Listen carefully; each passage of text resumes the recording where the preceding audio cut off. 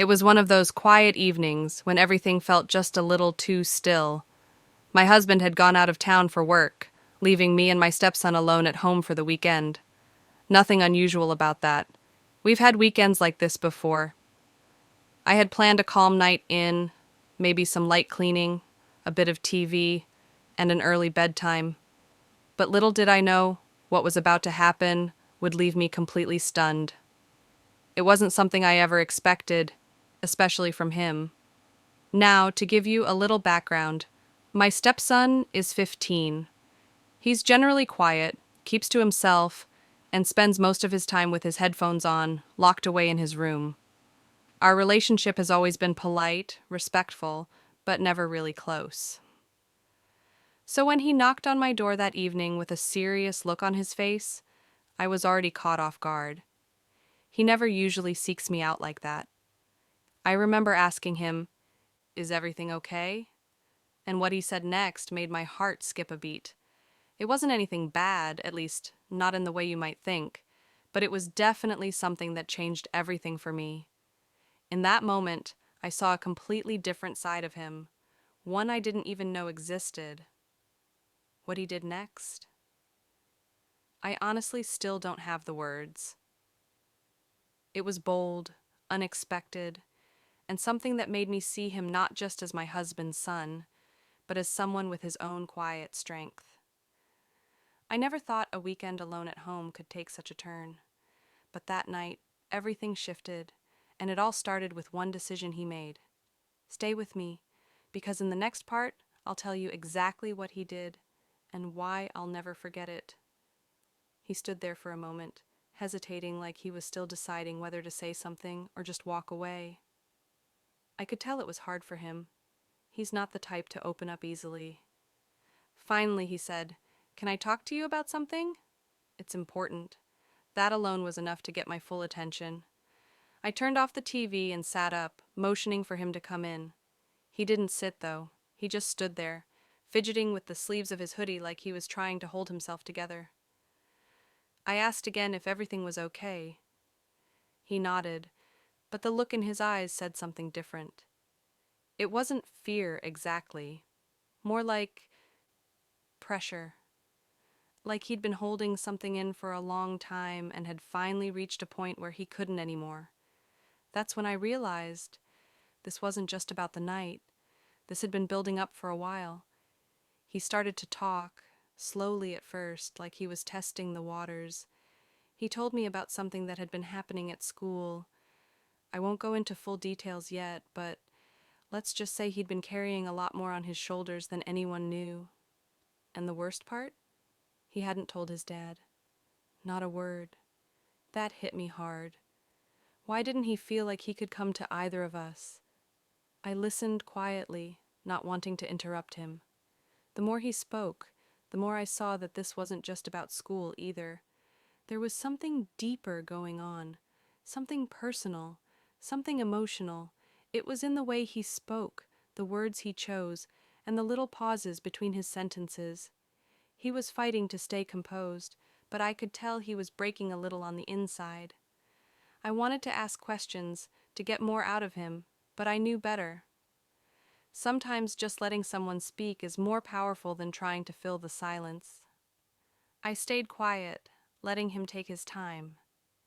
And then, just when I thought he was done, he looked up and said something that changed everything I thought I knew about him, and about what was really going on in our home.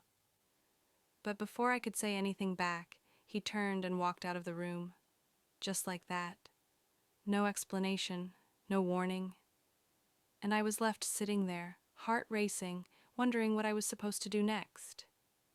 I sat there for a long time after he left the room, trying to process what had just happened. His words kept replaying in my head, but it wasn't just what he said, it was how he said it.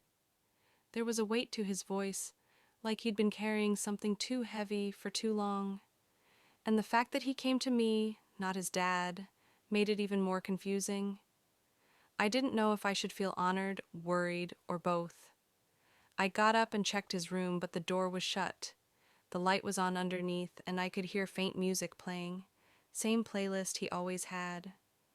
I didn't want to push him, so I left him alone.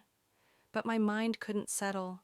I kept thinking, was there something happening at school? With friends? Or was this about something bigger, something at home that we missed? My husband and I had always tried to create a stable space for him, but maybe we'd been so focused on structure and rules that we forgot to check in emotionally. Later that night, I looked through the kitchen and noticed something odd. There were some papers tucked under a cereal box on the counter. I don't usually snoop, but something told me to look. It was a school project, a group assignment. His name was there, but the notes scribbled on the side weren't in his handwriting.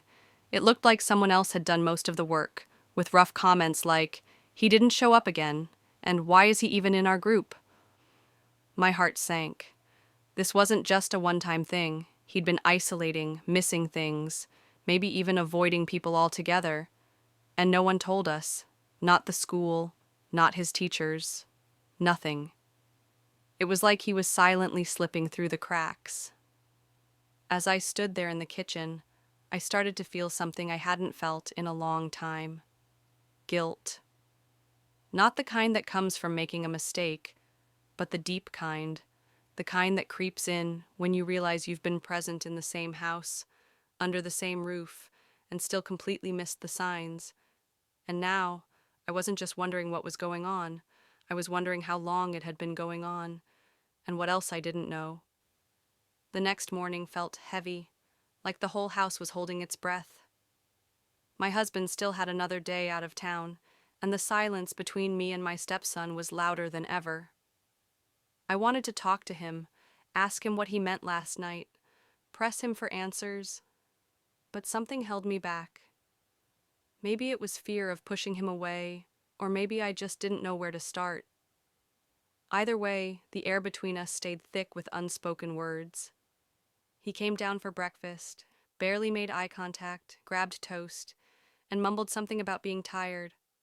I nodded and let him be, though every part of me wanted to say more.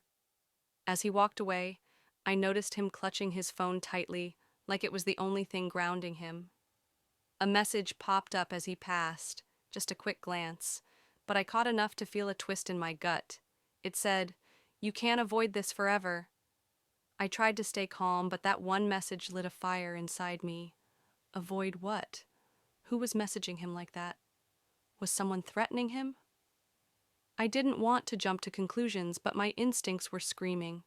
I decided to wait until he left for school, then do something I'd never done before. I went into his room. Everything looked normal on the surface. Bed half made, a couple of empty water bottles on the desk, hoodie thrown over the chair. But when I checked his backpack, I found a folded piece of paper tucked deep inside a side pocket. It wasn't schoolwork. It was a letter. And it wasn't addressed to anyone.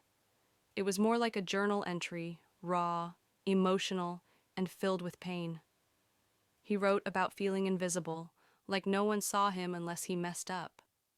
About trying to keep things together at home while feeling like he didn't truly belong. There were lines that hinted at pressure, too much pressure. From school, from friends, from the silence in the house, from feeling like he had to be someone he wasn't. Reading those words, my hands started shaking.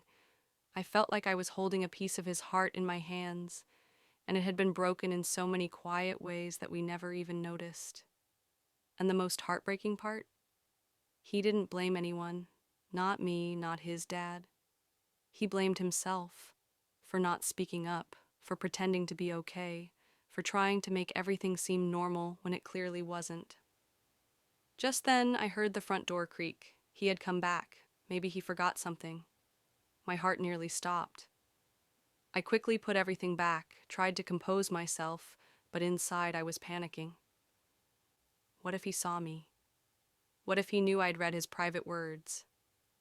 And that's when I realized this wasn't just a rough patch or teen moodiness. He was on the edge of something, and I had no idea how far it had already gone. I rushed out of his room, heart pounding, just in time to meet him at the bottom of the stairs. He looked surprised to see me standing there, breathless and clearly flustered, but he didn't ask any questions. He just said, "Forgot my notebook," and walked back up. I nodded like everything was fine, but inside, I was spiraling. That letter, those words, had shifted something deep in me. It wasn't just emotional weight anymore. It felt urgent, like something terrible was building, and I had no idea how to stop it. As he went back upstairs, I tried to calm myself down, to think clearly. I told myself maybe I was overreacting, maybe the letter was just a form of venting. But then I remembered the message on his phone. "You can't avoid this forever." It didn't feel random anymore. It felt tied to something bigger, something hidden. I decided to check the family laptop that we sometimes shared. He'd used it just a few nights ago for a school project. I opened the browser history, hoping for anything that might help me understand more. That's when I saw it, a string of searches that sent chills down my spine. Things like how to fake being okay, how to deal with secret pressure, and then one that froze me completely. Can you get in legal trouble for someone else's mistake? That last one hit like a punch in the chest. What mistake? Whose? I kept scrolling, and that's when the second twist hit me. He'd been searching up someone's name, a boy from his school. I didn't recognize it at first, but when I typed it into Google, articles popped up.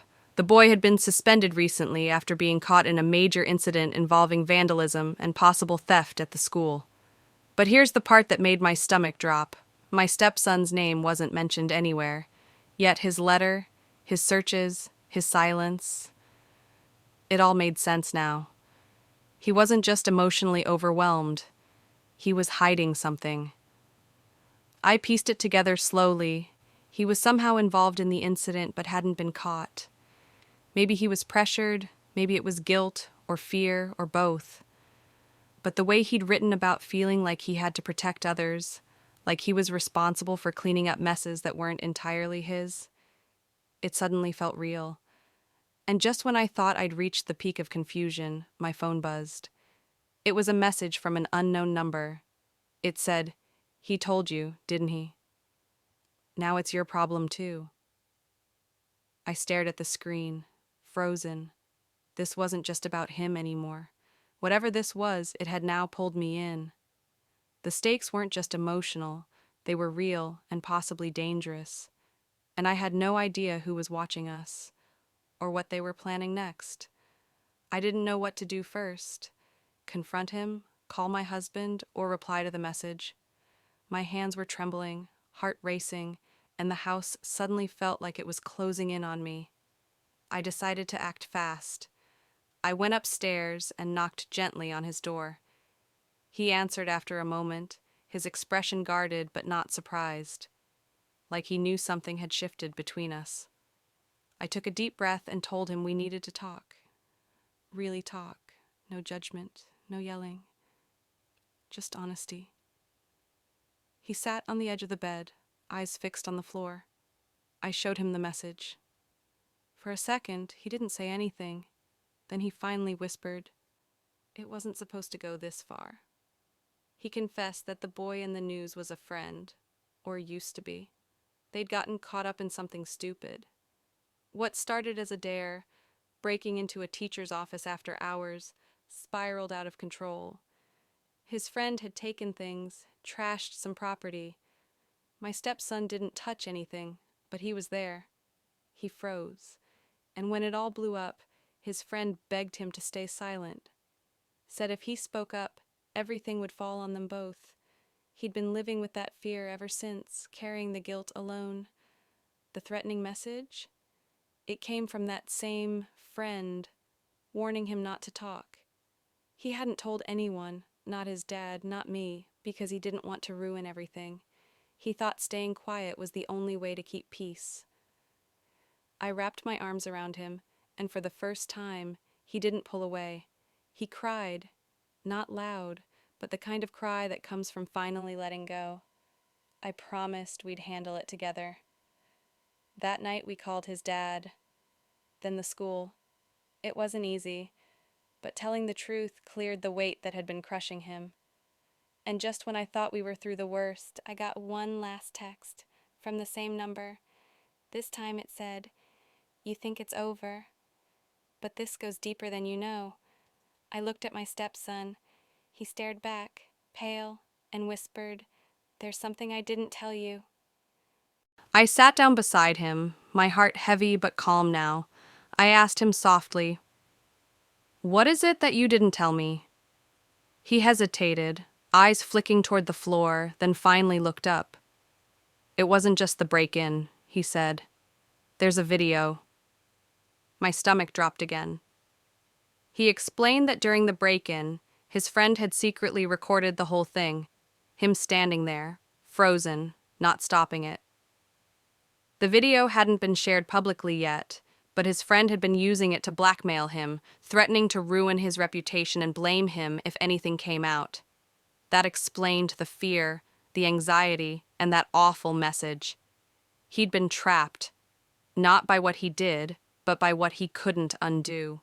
We called the school again the next morning, this time with full details.